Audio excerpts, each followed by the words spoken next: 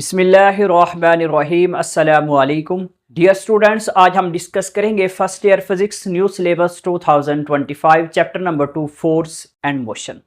और आज हम टॉपिक डिस्कस करेंगे डॉट प्रोडक्ट और स्केलर प्रोडक्ट के डॉट प्रोडक्ट क्या होता है और स्केलर प्रोडक्ट क्या होता है। तो हम देखते हैं पहले कि डॉट प्रोडक्ट की डेफिनेशन क्या है, स्केलर प्रोडक्ट की डेफिनेशन क्या है। तो देखते हैं हम।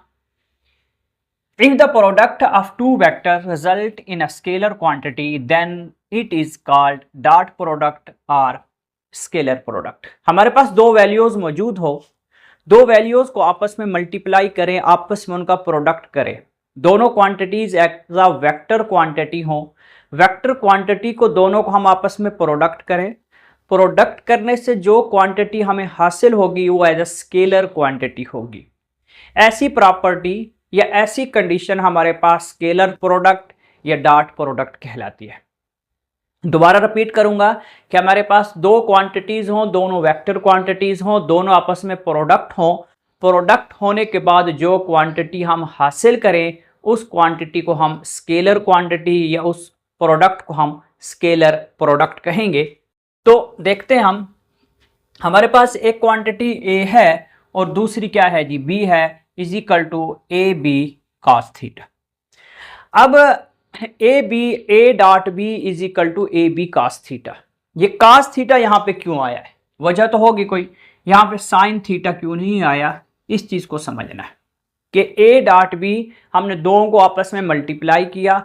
मल्टीप्लाई करने के बाद हमारे पास जो रिजल्ट आया ए बी कॉस थीटा की फॉर्म में आया।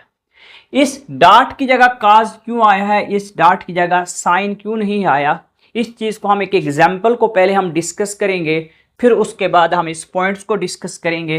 पहले एग्जाम्पल को आसानी से समझें। जिस वक्त एग्जाम्पल आपको समझ आ जाएगी तो उसके बाद आपको आसानी से समझ आ जाएगा कि ए डॉट बी की जगह हम ए बी कॉस थीटा क्यों लिखते हैं। तो हम एग्जाम्पल की तरफ बढ़ते हैं। हमारे पास एक एग्जाम्पल हमने ली है वर्क डन के लिहाज से। W is equal to F dot D. W is equal to F dot D force है और उसके साथ है जी डिस्प्लेसमेंट। मेरे पास एक मास m है, ये मेरे पास मास m है। इसके ऊपर मैं फोर्स F अप्लाई करता हूं। फोर्स F अप्लाई करने से ऑब्जेक्ट यहां से उठ के यहां पे पहुंच जाता है, एक सरफेस के ऊपर मूव करता हुआ यहां तक जाता है।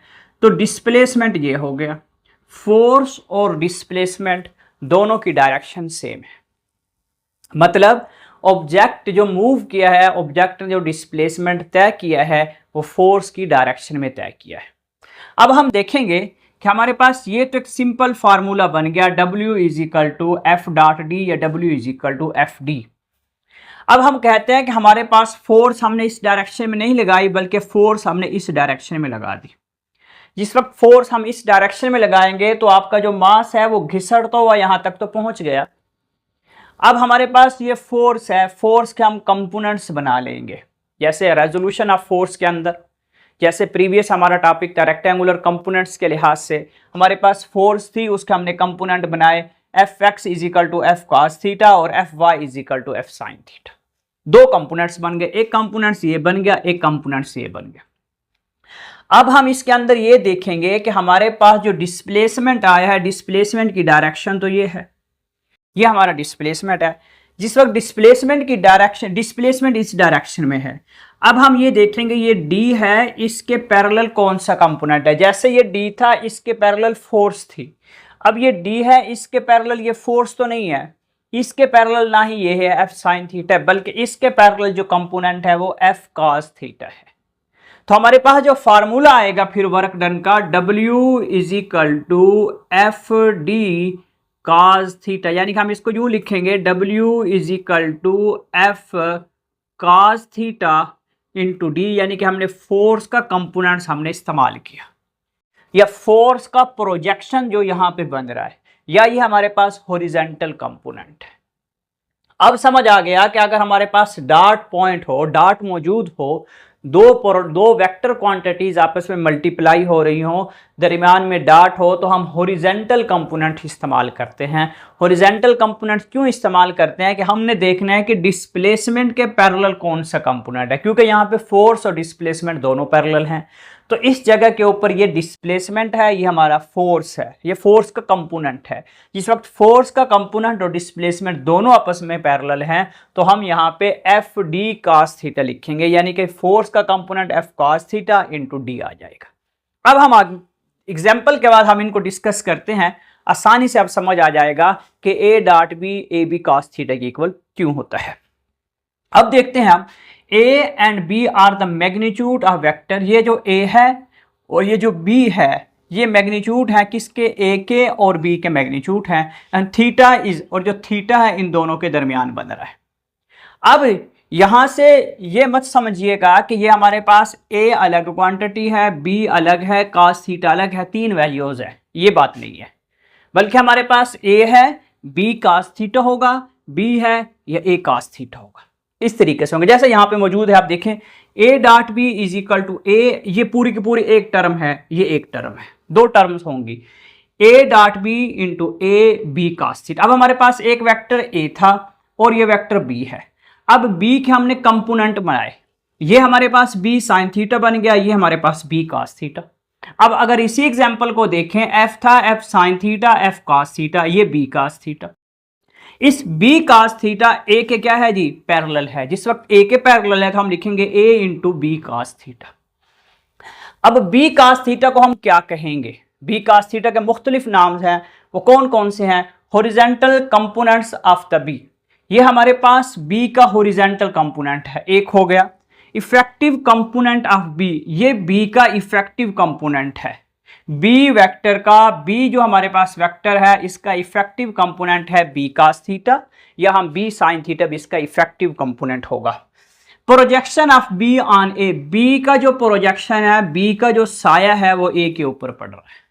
जिसका हमने प्रोजेक्शन लेना है वो वेक्टर छोटा रखते हैं और दूसरा वेक्टर हमारे पास क्या होता है जी, मतलब ये एज अ फोर्स और ये हमारे पास क्या है, एज अ डिस्प्लेसमेंट। यानी कि बी का जो प्रोजेक्शन होगा, बी का जो साया होगा वो ए के ऊपर पड़ रहा होगा, तो इसको हम कहेंगे projection of B on A. B cos theta के तीन नाम हो गए। अब हम डिस्कस करते हैं इसी तरह बी डॉट ए। अब बी का प्रोजेक्शन ए के ऊपर था, क्या ए का प्रोजेक्शन बी के ऊपर बन सकता है? कंपोनेंट्स हमने चेंज कर लिया, तो हम लिखेंगे बी इंटू ए कास थीटा। हमारे पास ये ए था, ये बी था, ए का जो प्रोजेक्शन है बी के ऊपर बना, तो हमारे पास आ गया ए कास थीटा। अब ए कास थीटा का भी सेम इसी तरह नाम होंगे जैसे ये हैं, हॉरिजेंटल कंपोनेंट्स ऑफ ए। ए का ये हॉरिजेंटल कंपोनेंट है। इफेक्टिव कंपोनेंट ऑफ ए का ये इफेक्टिव कंपोनेंट भी है, वहीं से निकला है, मतलब कहने का ये है।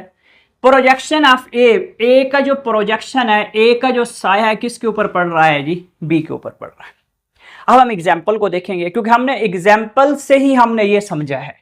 अब एग्जाम्पल को दोबारा डिस्कस कर लेते हैं सिंपल फॉर्म में। हमारे पास वर्क डन की एग्जाम्पल है, W is equal to F dot D, force है और डिस्प्लेसमेंट है, दोनों एज अ वेक्टर क्वांटिटीज हैं। डॉट को हम खत्म करते हैं, जिस वक्त हम डॉट को खत्म करेंगे तो हॉरिजेंटल कंपोनेंट आएगा, उसको हम कहते हैं कॉस थीटा।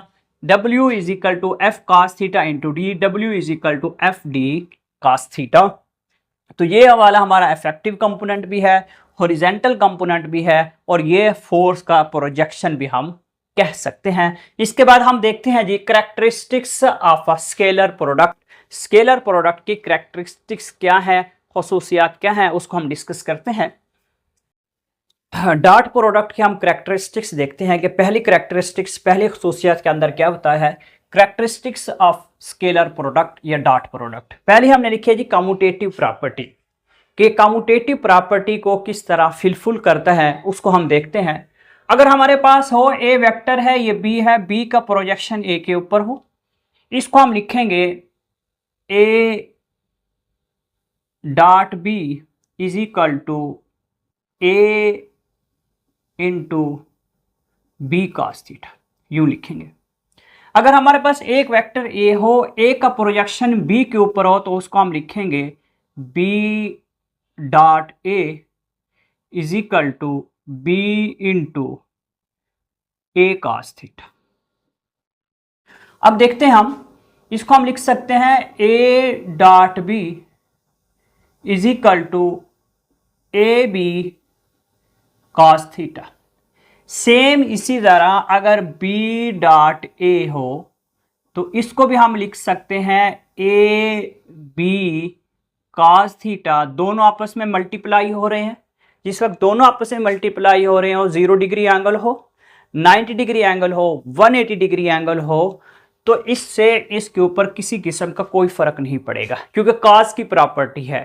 साइन की प्रॉपर्टी होती तो वहां पे हमारी डायरेक्शन 180 पे चेंज हो जाती है, अपोजिट हो जाती है। कास पे किसी किस्म का कोई फर्क नहीं पड़ता, वहां यहां 0 पुट करें, यहां 0 पुट करें, यहां 90 डिग्री पुट करें, यहां पे 90, तो आंसर दोनों का सेम आता चला जाता है।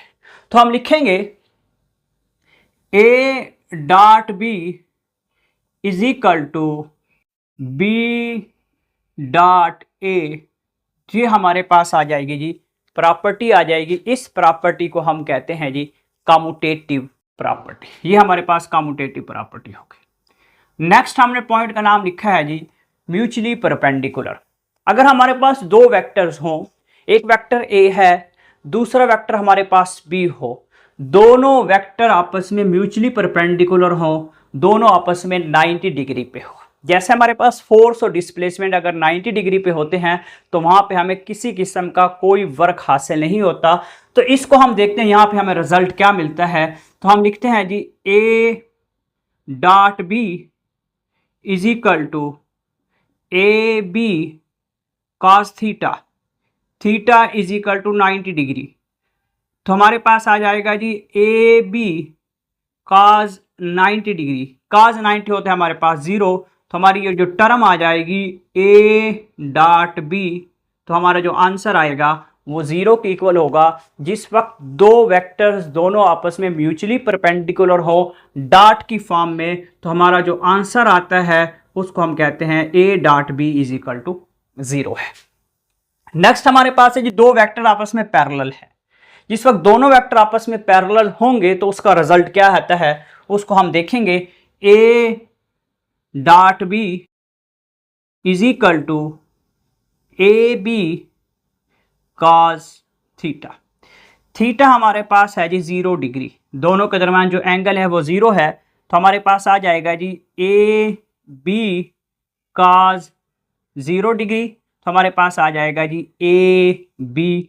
ए डॉट बी का जो हमारे पास रिजल्ट आएगा उसको हम कहेंगे हमारा जो रिजल्ट आया है वो ए बी के इक्वल आया है। नेक्स्ट हमारे पास है जी 4.4 कैरेक्टरिस्टिक्स। पॉइंट 4 वो है जी एंटी पैरेलल। अगर दोनों आपस में एंटी पैरेलल हो, ए वेक्टर और बी वेक्टर दोनों आपस में 180 डिग्री पे हों, तो फिर इसका हम क्या रिजल्ट हासिल करते हैं देखते हैं हम। A dot B is equal to theta हमारे पास यहाँ पे 180 डिग्री है, तो हम इसको लिखेंगे जी ए बी कॉस 180 डिग्री। जिस वक्त कॉस 180 डिग्री आएगा तो हमारा रिजल्ट आएगा A dot B is equal to minus A B. जिस वक्त 180 डिग्री एंगल होगा तो हमारा जो साइन होगा वो चेंज हो जाएगा, ए डॉट बी बराबर होगा माइनस ए बी के इक्वल होगा। उसके बाद है जी सेल्फ प्रोडक्ट। कि सेल्फ प्रोडक्ट हम किसको कहते हैं। यहां पे हमारे पास जो वेक्टर था वो ए था और दूसरा बी था, यहां पे दोनों वेक्टर ए हैं, तो फिर क्या रिजल्ट आएगा, एंगल 0 डिग्री होगा। A dot A is equal to A cos 0 degree. Cos 0 is equal to 1 होता है, तो हमारे पास आ जाएगा जी A dot A is equal to A का स्क्वायर। जिस वक्त सेल्फ प्रोडक्ट होगा, जिस वक्त सेल्फ प्रोडक्ट होगा तो हमारे पास ए डॉट ए का जो आंसर आएगा वो ए स्क्वायर की फॉर्म में आएगा। पॉइंट 6 लास्ट पॉइंट है, हमने लिखा है A vector and B vector rectangular components. दोनों के दोनों रेक्टेंगुलर कंपोनेंट्स के अंदर मौजूद हैं, यानी कि हमारे पास जो एंगल है वो प्लेन नहीं है बल्कि स्पेस एंगल है। इसके अंदर 3 क्वाड्रेंट्स मौजूद हैं, एक्स है, वाई है और क्या है जी, जी है। यानी कि हमारे पास एक्स एक्सिस भी है, वाई एक्सिस भी है, जी भी है। तो हमारे पास जो ए की वैल्यू होगी वो एक्स के लिहाज से भी होगी, वाई के लिहाज से भी होगी, जी के लिहाज से भी होगी, ए x, A Y, A ji. Same इसी तरह जो बी वेक्टर है इसके ऊपर तीन वैल्यूज होंगी, एक बी एक्स होगा, एक बी वाई होगा, एक बी जी होगा। यानी कि जो हमारे पास जो ए वेक्टर पड़ा है ये थ्री क्वाड्रेंट्स के अंदर मौजूद है, यानी कि थ्री डायमेंशनल के अंदर मौजूद है। इसके तीन हिस्से हैं। प्लेन एंगल होता है एक्स और वाई के लिहाज से, ये स्पेस एंगल इसके अंदर थ्री क्वाड्रेंट्स के लिहाज से ये थ्री डायमेंशनल भी हम कह सकते हैं। एक एक्स है, दूसरा वाई है, तीसरा जी है। तो इसकी भी तीन वैल्यू होंगी, इसकी भी तीन वैल्यू होंगी। अब इसको हम ए डॉट बी के लिहाज से अगर हम लिखें तो ए की वैल्यू कंप्लीट यहां पे आ गई, बी की वैल्यू यहां पे आ गई, दरमियान में डॉट है। अब बात को समझेंगे थोड़ा सा। ए एक्स इन तीनों के साथ मल्टीप्लाई होगा, ए वाई इन तीनों के साथ मल्टीप्लाई होगा, ए जी इन तीनों के साथ मल्टीप्लाई होगा। अब मैं लिखता हूं ए एक्स बी एक्स, ए एक्स क्योंकि दरमियान में डॉट है, दरमियान में क्या है जी, डॉट। तो यहां पे आ जाएगा जी cos 0 degree plus A X B Y, दरमियान में डॉट है तो देखेंगे A X B Y cos थीटा आएगा cos 90 डिग्री। 90 डिग्री क्यों आया है, एक ए है दूसरा बी है, दोनों आपस में म्यूचुअली परपेंडिकुलर हैं। अगर आ जाता ए एक्स और बी एक्स तो इसका मतलब है दोनों आपस में पैरेलल थे। ए एक्स और बी वाई आपस में दोनों म्यूचुअली परपेंडिकुलर है। इसी तरह ए एक्स और बी जी वो भी आपस में क्या होंगे जी, म्यूचुअली परपेंडिकुलर होंगे। यानी कि उसको हम लिखेंगे ए एक्स बी जी cos 90 डिग्री। अब सिंपल अगर मैं आपको एक तरीकाकार बताऊं, जिस वक्त हम a को इसके साथ मल्टीप्लाई करते हैं एंगल 0, a को इसके साथ एंगल 90 डिग्री, सेम इसी तरह ए वाई को बी एक्स के साथ एंगल 90 डिग्री, ए वाई को बी वाई के साथ एंगल 0 होगा, ए वाई बी जी के साथ एंगल 90 डिग्री होगा। सेम ए जी बी एक्स के साथ एंगल 90 डिग्री, ए जी बी वाई के साथ एंगल 90 डिग्री और ए जी बी जी के साथ एंगल 0 डिग्री होगा। मतलब जिस वक्त एक्स एक्स के साथ मल्टीप्लाई होगा एंगल 0 डिग्री होगा, वाई वाई के साथ मल्टीप्लाई होगा एंगल 0 डिग्री होगा और जी जी के साथ मल्टीप्लाई होगा एंगल 0 डिग्री होगा। जिस वक्त अपोजिट मल्टीप्लाई होंगे तो एंगल 90 डिग्री होगा। तो सिंपल इसके हम मल्टीप्लिकेशन यूं भी कर सकते हैं बहुत ही आसान वे से, ए एक्स को बी एक्स के साथ, ए वाई को बी वाई के साथ, ए जी को बी जी के साथ हम मल्टीप्लाई कर देंगे। ए X B X, A Y B Y और ए जी बी जी। लेकिन आप लोगों को पता होना चाहिए कि ए एक्स इन तीनों के साथ मल्टीप्लाई हुआ है, एंगल 90 की वजह से आंसर 0, उसको हम लिखते नहीं है। बी वाई इन तीनों के साथ मल्टीप्लाई हुआ है, ए बी एक्स और बी जी के साथ एंगल 90 होता है, वो 0 होता है, हम उसको लिखते नहीं है। सेम इसी तरह ए जी इन तीनों के साथ मल्टीप्लाई हुआ है। तो जिस वक्त ए X B X, A Y B Y, A Z B ji multiply होंगे तो एंगल 0 डिग्री होगा। सेम होंगे, जिस वक्त सेम होंगे तो एंगल 0 होगा, मतलब ए और बी दोनों एक्स एक्सिस में मौजूद हैं, ए और बी दोनों एक एक्स में है दूसरा वाई में है, तो एंगल 90 डिग्री होगा। इस वक्त उसको हम 0 हो जाता है, उसको हम डायरेक्ट इसको हम इस तरीके से हम लिख सकते हैं। ये हमारे पास एक इक्वेशन आ गई है और दूसरी इक्वेशन हमारे पास होती है A dot B is equal to A B cos थीटा। ये दूसरी इक्वेशन होती है A dot B A B cos थीटा, A dot B A X B X, A Y B Y, A Z B Z. दोनों equation को हम आपस में क्या करेंगे जी, कंपेयर करेंगे, यहां से हम एंगल फाइंड करेंगे। तो हमारे पास आ जाएगा जी ए, यहां लिखेंगे हम कंपेयरिंग इक्वेशन 1 एंड इक्वेशन 2। तो हमारे पास आएगा जी